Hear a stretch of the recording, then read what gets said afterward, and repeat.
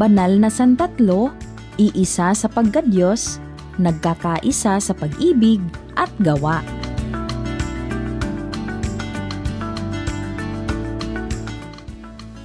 Ang mabuting balita ng Panginoon ayon kay San Juan. Noong panahong iyon, sinabi ni Jesus sa kanyang mga alagad, "Marami pa akong sasabihin sa inyo, ngunit hindi pa ninyo kayang unawain ngayon. Pagdating ng Espiritu ng katotohanan, tutulungan niya kayo upang maunawaan ninyo ang buong katotohanan. Sapagkat magsasalita siya hindi sa ganang kanyang sarili. Sasabihin niya sa inyo ang kanyang narinig at ipapahayag ang mga bagay na darating. Pararangalan niya ako sapagkat sa akin magmumula ang ipapahayag niya sa inyo. Ang lahat ng sa Ama ay akin, kaya ko sinabing sa akin magmumula ang ipapahayag niya sa inyo."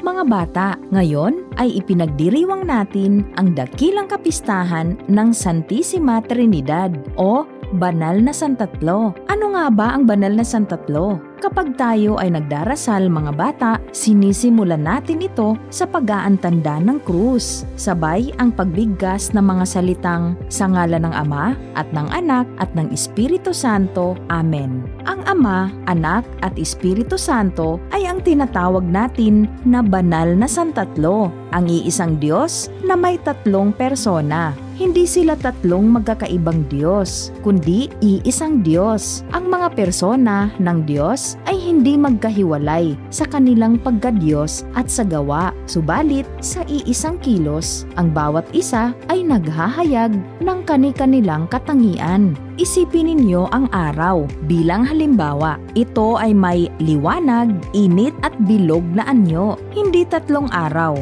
kundi iisang araw na may tatlong paraan ng pagpapakita sa atin.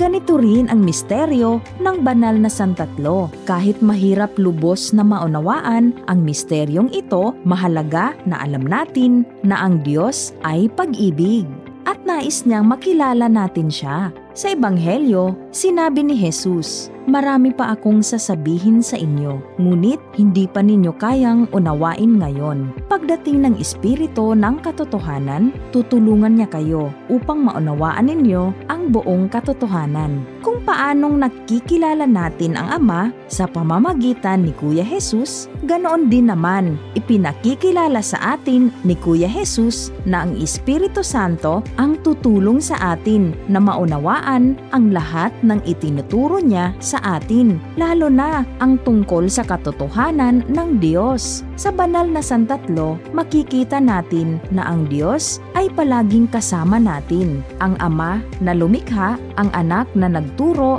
at nagligtas, at ang Espiritu na tumutulong upang maunawaan natin ang kanyang pagmamahal at gabayan tayo sa paggawa ng mabuti sa araw-araw.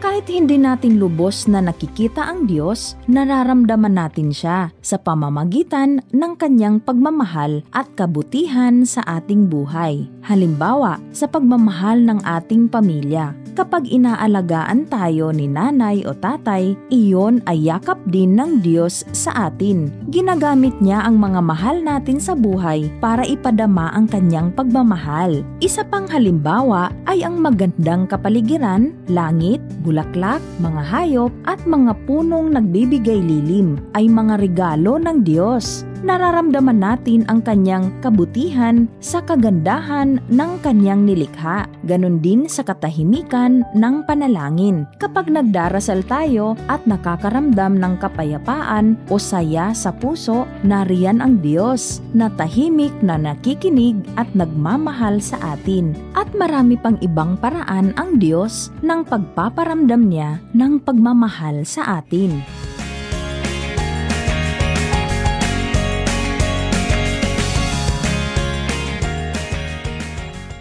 Dahil sa biyaya ng binyag, tinatawag tayong makibahagi sa buhay ng banal na santatlo. Sambahin natin ang Diyos sa pamamagitan ng ating buhay. Sa paanong paraan? Una, maging daluyan ng pagmamahal ng Diyos para sa iba, maging mabuti sa iba. Sa araw na ito, tumulong sa isang kaklase, kapatid o kaibigan tulad ng pag-abot ng gamit o pagbati ng may ngiti. Ikalawa, pasalamatan ang Diyos sa pamamagitan ng iyong pamilya. Ngayong linggo, yakapin si nanay, tatay o tagapag-alaga at sabihing, "Salamat po sa pag-aalaga sa akin." Ikatlo, makinig sa Diyos sa pamamagitan ng panalangin. Maglaan ng kahit 2 hanggang 3 minutong tahimik na pananalangin bago matulog. Sabihin kay Kuya Jesus kung ano ang nasa puso mo at makinig din sa katahimikan.